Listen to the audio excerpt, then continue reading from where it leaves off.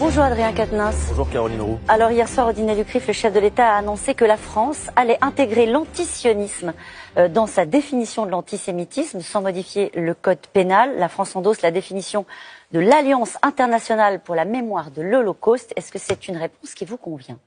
Je pense que la première des réponses contre l'antisémitisme, c'est déjà qu'il n'y ait pas de faille en tout l'axe républicain. La lutte contre l'antisémitisme, la lutte contre le racisme, la lutte pour l'égalité est une lutte qui doit toutes et tous nous rassembler. Ensuite, je vous dis une chose, Caroline Roux. L'antisémitisme dans ce pays, ce n'est pas une opinion, c'est un délit. Et donc, c'est déjà condamnable. Ça doit être rudement condamné et combattu. J'en conclus que vous n'êtes pas favorable à l'idée qu'on change la définition de l'antisémitisme. Mais j'alerte sur le fait que derrière cette question, il peut y avoir des enjeux politiques, géopolitiques.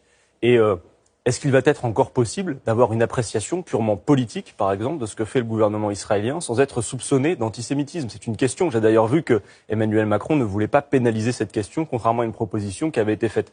Parce que, voyez-vous, 71% des Français, sur une enquête d'opinion, considèrent, par exemple, que le gouvernement israélien a une lourde responsabilité dans le fait qu'il n'y ait pas de négociation avec les Palestiniens. Est-ce qu'on va soupçonner raisonnablement ces 71% de Français d'être antisémites? Ça n'est pas sérieux, et même pour tout vous dire, je crois même que c'est dangereux et que ça rabougrit la lutte contre l'antisémitisme, qui est autre chose et qui ne doit pas trouver de faille entre nous. Pour que les choses soient bien claires pour les gens qui nous regardent, vous êtes opposé à l'idée à ce que la France intègre l'antisionisme dans la définition de l'antisémitisme. Je pense que ça n'est pas une bonne idée. Par contre, préciser une chose. Il est clair par ailleurs que certains antisémites se masquent derrière l'antisionisme pour masquer leur antisémitisme. Et ça, effectivement, c'est un problème. Mais en la matière, je crois, Caroline Roux, qu'il y a certaines jurisprudences qui permettent clairement, compte tenu du nombre de vidéos de la galaxie et de tout ce qui est raconté, qui permettent de caractériser l'antisémitisme de certains qui, aujourd'hui, ont simplement utilisé cette habileté de langage qui consiste à ne plus parler des juifs mais des sionistes, alors qu'en réalité, ils sont, de manière claire, antisémites. Ça, c'est autre chose. Donc comment vous expliquez que le chef de l'État ait jusqu'à prendre cette décision?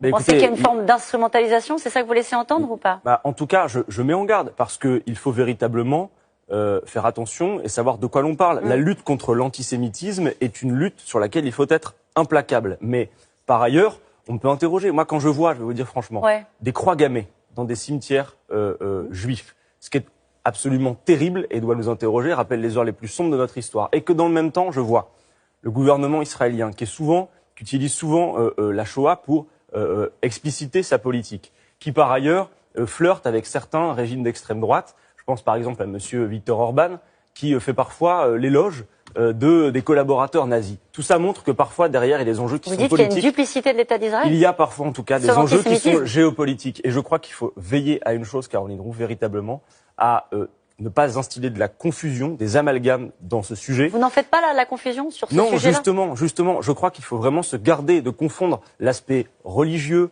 les aspects politiques et géopolitiques, et que la confusion peut être dangereuse. Mais que par contre, il faut être implacable, y compris avec ceux qui se masquent derrière l'antisionisme, alors qu'ils sont antisémites. La dissolution de groupes antisémites, comme l'a proposé hier le président de la République. C'est évident, je vais vous dire, nous avons toujours été infaillibles sur le sujet, c'est même nous qui avons demandé la dissolution de certaines ligues d'extrême droite, Caroline Roux. Je vous le dis vraiment, la France insoumise, ses élus, ses orateurs seront toujours et ont toujours été infaillibles dans la lutte contre l'antisémitisme, dans la lutte contre le racisme.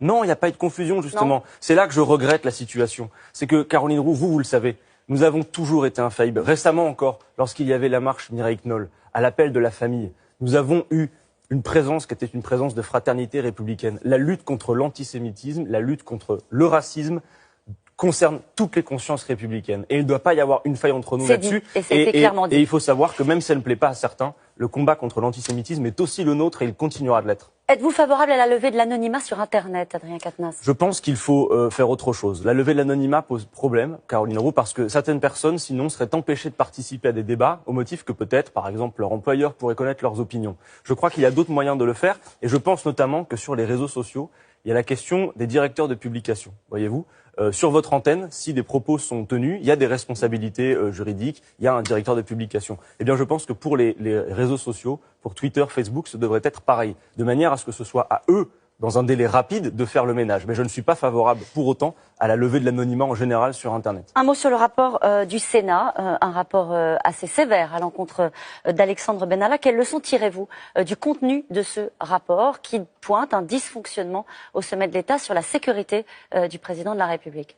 Écoutez, encore la semaine dernière, la garde des Sceaux à l'Assemblée nationale nous expliquait que l'affaire Benalla était encore une dérive personnelle. Je crois que raisonnablement, aujourd'hui, plus personne ne peut le croire.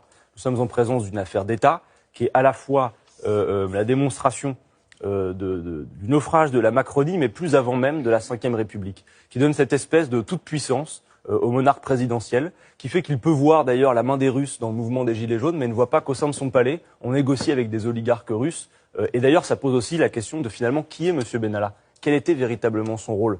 Parce que vous avez vu qu'il a encore parcouru récemment le monde avec des passeports diplomatiques, avec des habilitations particulièrement importantes. Donc en fait, cette affaire, à mesure qu'elle avance, ouvre davantage de questions qu'elle ne donne de réponses. Quelle leçon faut-il en tirer, Adrien Quatennens ? Écoutez, maintenant, le Sénat fait des propositions. Est-ce qu'il est dans son rôle, le Sénat, lorsqu'il fait des propositions sur l'organisation de l'Élysée ? On parle de séparation des pouvoirs. Évidemment, il est dans son rôle, parce qu'il ne faut pas tout confondre, la séparation des pouvoirs. J'ai vu hier que M. Griveaux s'offusquait de l'intervention du Sénat et parlait de séparation des pouvoirs. Clairement, c'est le rôle du Parlement de contrôler l'action de l'exécutif et donc aussi de formuler des propositions. Et l'Élysée doit s'expliquer Mais évidemment, le seul responsable de l'affaire Benalla, Caroline Roux, il s'est autodésigné, il s'est dénoncé il y a quelque temps. Souvenez-vous-en, c'était M. Macron qui avait dit fièrement devant toute la France, s'il cherche un responsable, il n'y en a qu'un et qu'un seul, c'est moi qu'il vienne me chercher. Et d'ailleurs, vous voyez, cette espèce de sentiment d'impunité, de toute puissance, est un puissant ressort de la colère populaire qu'il y a dans le pays. Alors, le deux poids, deux mesures, en tout et pour tout, quel que soit le domaine, est un ressort de la colère qui s'exprime. Un mot sur...